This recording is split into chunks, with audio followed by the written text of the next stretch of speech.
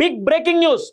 POCSO కేసులో నిందితుడిగా ఉన్న బండి భగీరథ్కు అరెస్టు చేయకుండా ఇంటరిమ్ ప్రొటెక్షన్ ఆదేశాలు నేను ఇవ్వలేను. తదుపరి విచారణ వచ్చే వెకేషన్ బెంచ్ నాటికి వాయిదా.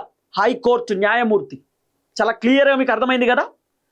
అయితే బండి సాయి భగీరథ్ తరపున వాదిస్తున్నటువంటి న్యాయవాది ఏమని చెప్పినారు కోర్టులో అంటే, ఆయన చాలా క్లియర్గా చెప్పినటువంటి మాట, ఏదైతే ఇంటరిమ్ ప్రొటెక్షన్ ఉందో ఇంటరిమ్ ప్రొటెక్షన్ కల్పియండి, అంటే బెయిల్ వచ్చే వరకు బండి సాయి భగీరథ్ అరెస్ట్ చేయొద్దని చెప్పి పోలీసులకు ఆదేశాలు ఇవ్వండి అని చెప్పి కోర్టు దృష్టికి తీసుకెళ్ళినారు.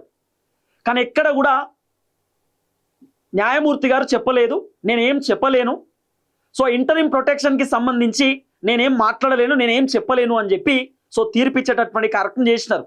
సో మొత్తానికి పోలీసులు బండి సాయి భగీరథ్ని ఎప్పుడైనా అరెస్ట్ చేయవచ్చు, విచారణ చేయవచ్చు.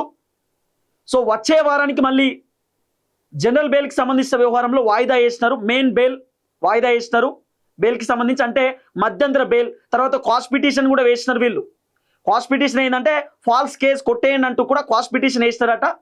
యాంటిసిపేటరీ బెయిల్ తీసుకుందామని, అంటే మధ్యంతర బెయిల్, యాంటిసిపేటరీ బెయిల్ కోసం కూడా అప్లై చేసినారు. హైకోర్టులో బెయిల్ పిటిషన్ దాఖలు చేస్తే వచ్చే వారానికి వాయిదా వేస్తారు. కానీ ఇంటరిమ్ ప్రొటెక్షన్కి సంబంధించినటువంటి అంశంలో ఎక్కడ కూడా హైకోర్టు యాక్సెప్ట్ చేయలేదు.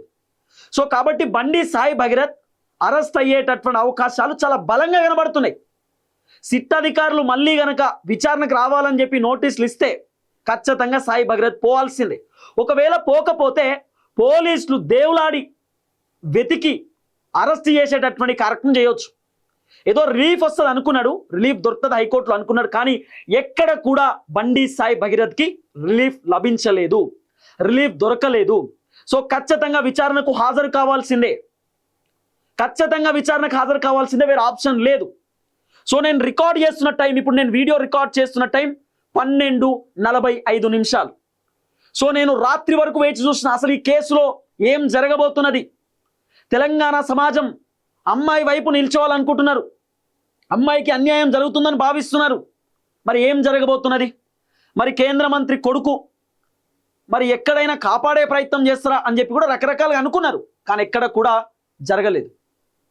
సో చట్టం అందరికీ సమానం, చట్టం అందరికీ న్యాయం చేస్తుందంటూ కూడా మొత్తానికి పూర్తి స్థాయిలో ఒక అద్భుతమైనటువంటి తీర్పిచ్చేటటువంటి కార్యక్రమం చేసినారు.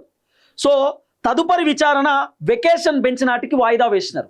మళ్ళీ వెకేషన్ బెంచ్ నాటికి తదుపరి విచారణను వాయిదా వేసేటటువంటి కార్యక్రమం చేసినారు.